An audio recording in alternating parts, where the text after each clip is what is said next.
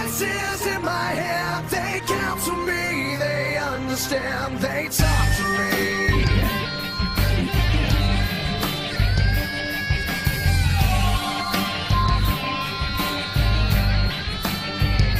You got you.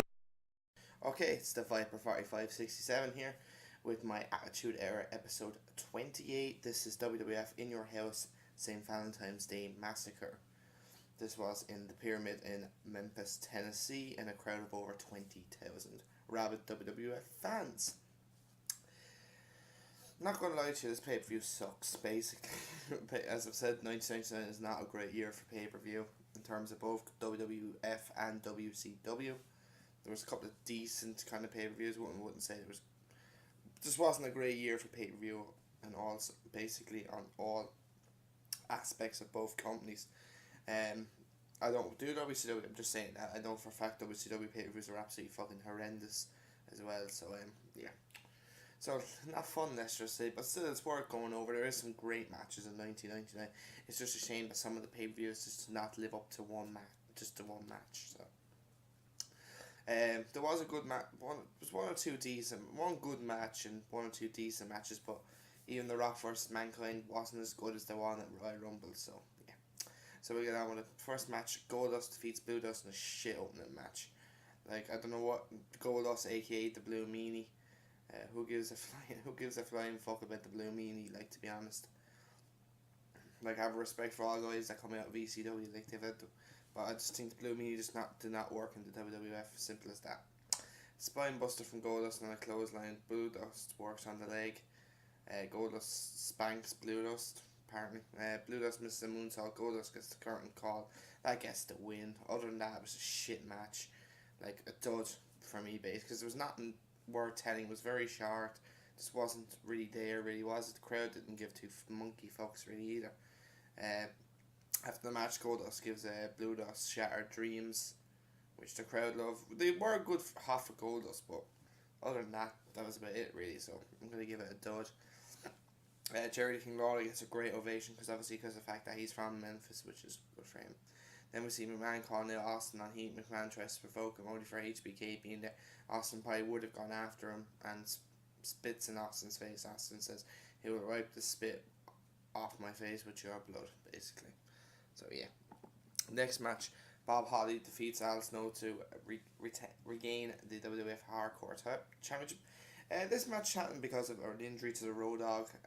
Al Snow wasn't quite, so he had to forfeit the title. Al Snow wasn't happy that they didn't get to have their best 2 out of 3 match, basically, best of 3 series, basically. Oh, excuse me. Instead, he's going to get Bob Holly. So it was a good match. I enjoyed it. I gave it 2 stars. I wouldn't say it was great. Like, it was just good enough. Like it is any other hardcore title match. This one was a bit unique in a way because this was kind of the star of it, basically. Like, we've had hardcore match. Like, this is kind of like, fair enough. Yeah, we see spies. You don't see, like, you see that in the ECW, but for WWF, this is kind of the first one they had. They're kind of their big hardcore matches. They brought into the crowd. Bob uses the fire extinguisher on Snow, and then Snow does it to him. Quite funny. Then they fight backstage. Trash can hits Snow in the head. Snow hits Holly with a bin. Holly hits Snow with 2 tiles. Ice cooler to the skull of Snow. Snow then breaks a mop off the back of Holly. Snow rams Holly into a trailer of a truck. They fight into the streets. This is kind of when the hardcore situation kind of began.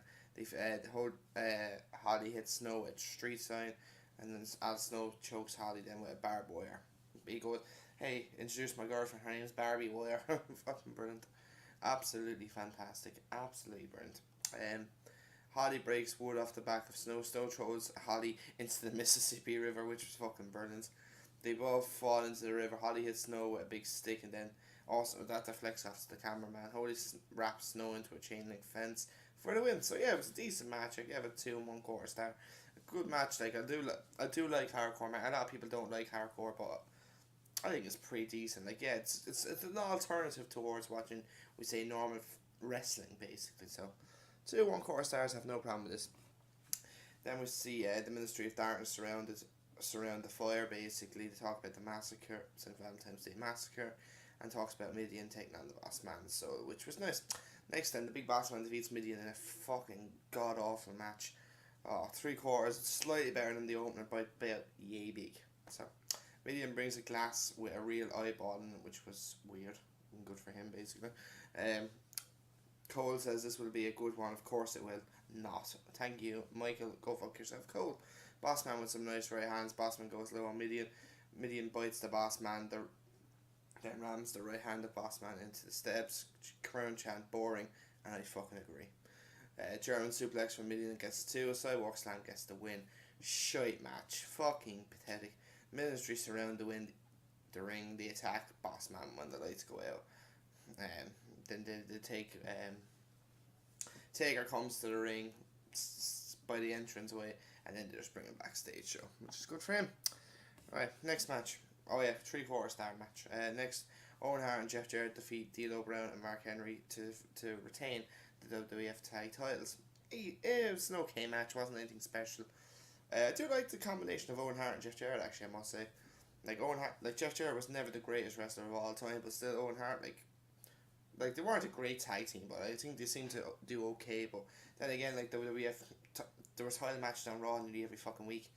See, the thing I get about the Attitude Era, the titles were defended a lot, and it does kind of get annoying at times, because like you'd be Intercontinental Champion, say, for 3 weeks, and then you lose, then the next one could hold it for 2 months. So like, that's probably the only kind of thing. Granted, we had title matches, but it's just, I don't know, because I've been watching the old Raws, and I think for 6 weeks run there were title matches on every single Raw. Compared to now, like we'd probably give them out of what 50 Raw shows a year, or 52, or how many they do. There's probably less than 20 title matches, and let's say about 10 to 15 weeks would have title matches. So it just shows the comparison, really, to be quite honest. Henry gives Ivory chocolate and a rose, obviously being Valentine's Day. Clothesline from Henry on Owen. Bulldog then from Owen on D'Lo. Nice drop kick from Jarrett, and then an armbar takedown. Big nugget chant from the crowd. Spinebuster from Owen on D'Lo. Nice suplex then from D'Lo on Owen. Beautiful Insecure gets 2 for Owen. Nice spinning heel kick gets 2 as well, and then a sky high from D'Lo. Spinning heel kick then to Jarrett and D'Lo. 2 Jarrett, or whatever. Sky high gets 2 on Jarrett. Hart with a guitar to the knee of Henry, and then figure 4 leg lock gets the win. So yeah, so okay, best match so far. Well, probably the second best match so far tonight. After the match, Deborah gets her clothes basically torn off by Ivory, which was good for them. So a star and a half, I'll give it. Rock attacks we see Rock attacking Mankind, and he in the leg, and then with a coffee container, and then a pallet, and whatever. Because Mankind was training with the Iron Sheik and 2 other numpties, basically. So yeah, next match then. Oh, Jesus Christ, this was a long one. Val Venis defeats Ken Shamrock in a shite match regain the WWF Intercontinental title. Billy Gunn was the special guest referee. This match happened thanks to Val hitting on Ken's sister, basically, and then they filmed the porno, and he snaps, basically. So yeah, or having to wash his hands of this match, and no wonder. The match went at least 5-6 minutes, way too fucking long. Ken's sister is with Val, which is nice for her. Clothesline from behind from Val, nice kick from Shamrock, clothesline then for him. Billy looks like Ryan's ass, which was funny. Shamrock hangs Val on the ropes, vertical suplex from Val. The crowd are so dead in this fucking match, no wonder it was shit. Billy counts very slow too. Val then tells him to say, does he quit, blah blah blah. DDT then from Shamrock. Please end this fucking match, please do, because it's boring. Gunn won't count the 3. Shamrock says basically he says what the fuck 3 times in this match. Like, it wasn't just like what the fuck, like you could actually hear the fuck. Usually you might hear it, did he say fuck? But this one literally, yeah, he fucking did say that. Fisherman suplex gets 2, spinning heel kick then from Shamrock, belly to belly then from Shamrock, eye clap from Shamrock. And then basically he says to Ryan when Ryan pulled Val to the ropes, slap me. I presume he didn't think the camera was right in front or was live in front of him. He says, slap me. And she does, and I guess he thought, as I said, God, this was shite. Shamrock pushes Gunn, then Gunn punches him. Val went into the cradle for the win. Shamrock and Gunn fight into the entranceway, and who the fuck cares? Gunn clotheslines as Val Venis after the match. So, yeah. I'm giving it a dud, because the fact is it just went way too fucking long. Next match then. Chyna and Kane defeat Triple H and X-Pac in an okay match. Again, another mediocre. This match could have been so much more though, that's the problem. You have Kane, Triple H, X-Pac, even Chyna. Like, this match could easily be 2.5 to 3 stars if they... I think they could, in my opinion. I just think WWF at that time just didn't give two monkey fucks, basically, at this stage. I just think at the end of the day, just because we had the attitude there, they don't mean you have to put on shit pay-per-views, so... Chyna backstabbed Triple H, as we said, at the Night Quit match against Rock on Raw about... Was it a couple of weeks before that?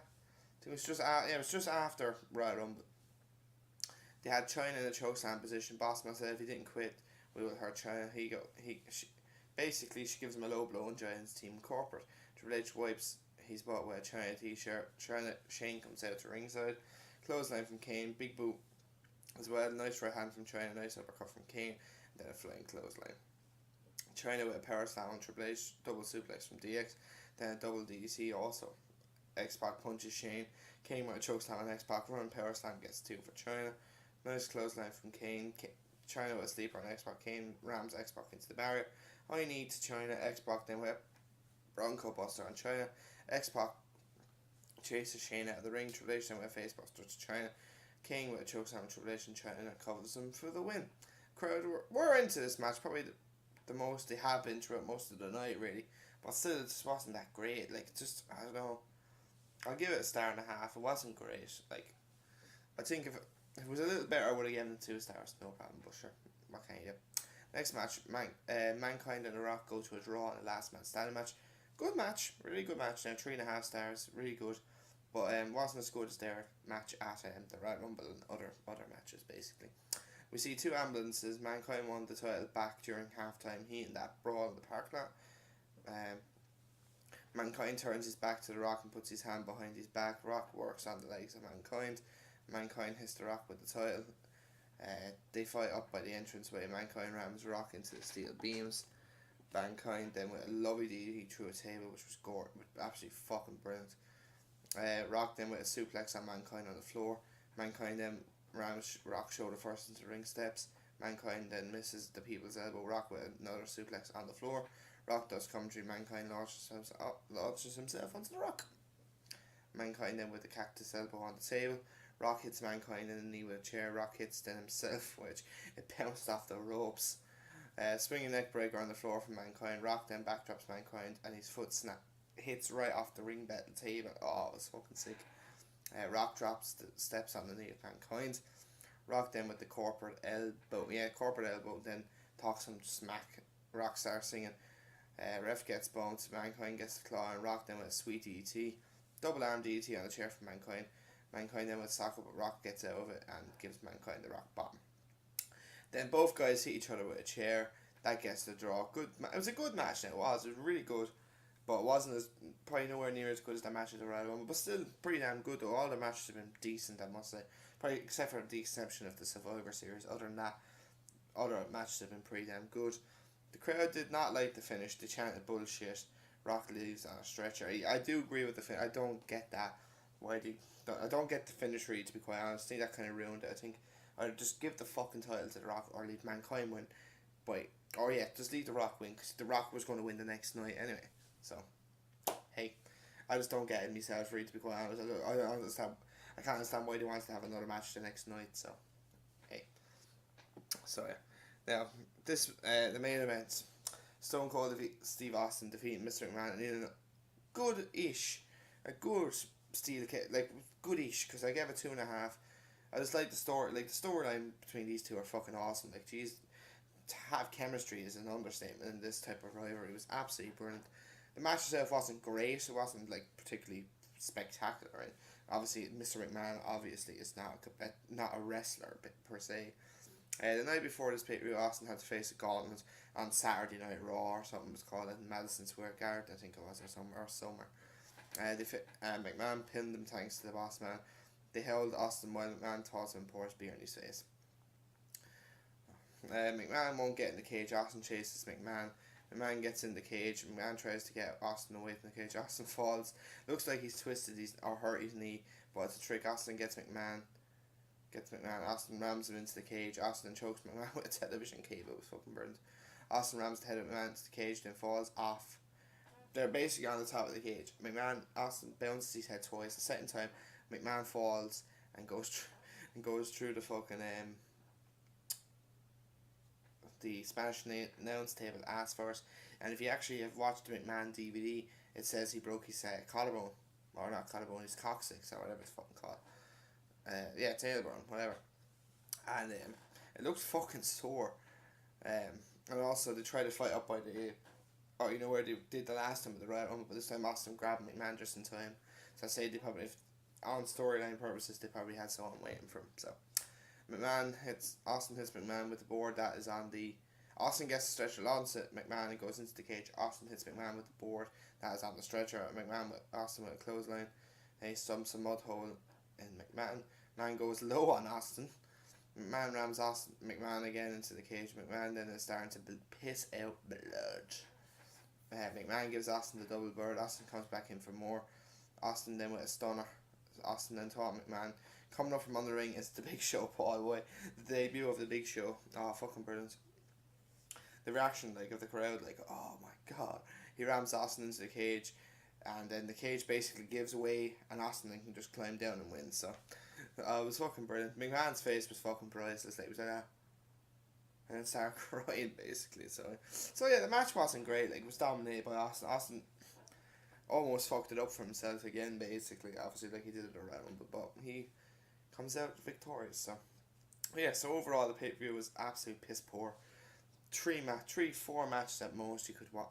There's one good match, two decent, the rest you could basically fuck off, basically. Yeah, so I'm going to give it 2.5 out of 10. It's a low rating, very low rating, but yeah. So my next one in this series will be WrestleMania 15. I've actually just started watching it right now.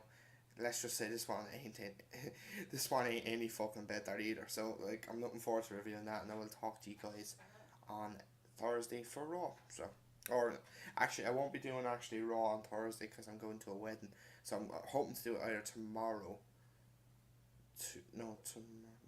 Either today, because I'm going to watch Raw today, and